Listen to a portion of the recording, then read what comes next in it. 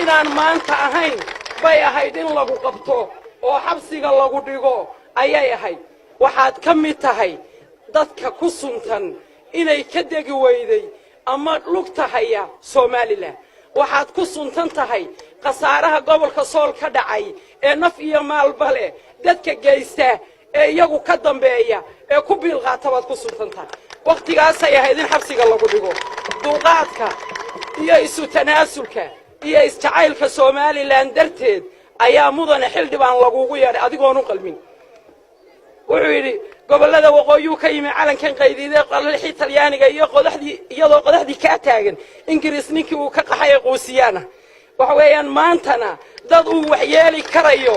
dhaqool oo Soomaaliland maanta wax u dhimi karayo runtii maaha waxa la yiri rag boqol gaaray iyo biyo qolatayn gaaray labaduba xaraan ka baaqsade way 28 jirsatay maanta awoodna qofna uma laha inuu quyaro dhalatay dib u celiyo oo uu baabi'iyo waxa laga biilaa oo masaariifta reerkaaga aad ku qaadataa cashuurta danyarta caanaha iyo dhuxusha iibisa ayaad $3,000 ka qaadataa markaasaad waxaad ku sheekaysay Soomaaliland inay tahay maalin cidi leedahay hadaa maxaa lagugu siiyay lacagta maxaad ku qaadatay haday maalin cidi leedahay tahay ma cidaadadu ka mid tahay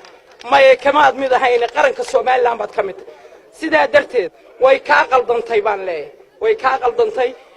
dad baa jira hadiyo goraale iyagoo aqoonyahan sheeganaya oo caruurta uu waramo oo ururiya caruuraha aqoonyahanka ma waxa ka reeban inuu dadka waaweyn wax la gorfeeyo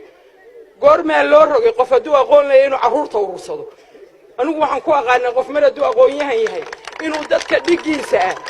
ama aqoon leh ama taariikh leh inuu wax la gorfeeyo laakiin aqoonyahan caruurta uu khaasa waa wax laga yaabo runtii oo laga xishoodo waxaan leeyahay war waxaad wax ku noqoteen qarannimada Soomaaliland ayaad wax ku noqoteen runtii waxaan idinka mahad celinayaa inaad bacad taagantiin idinkoo sooman waxa weeyaan waxaan ka damqanayaa oo marba xasuusanaya dadka waramaya iyo nooca ay yihiin taariikhdooda ayay u kalifayeen aan warka idinku dheereeyo waxaan idin leeyahay waxaan u hambalyeeynayaa guud ahaan shacbiga reer Soomaaliland min daraf ilaa daraf min debad ilaa gudo waxaan u hambalyeeynayaa madaxweynaha qaranka madaxweyne ku xigeenka iyo dhammaan xaasaskooda iyo caruurtooda waxaan u hambalyeeynayaa ciidamada qaranka Soomaaliland qaybahooda kala duwan ee aanay la'aantood suura gasheen waxaan u hambalyeeynayaa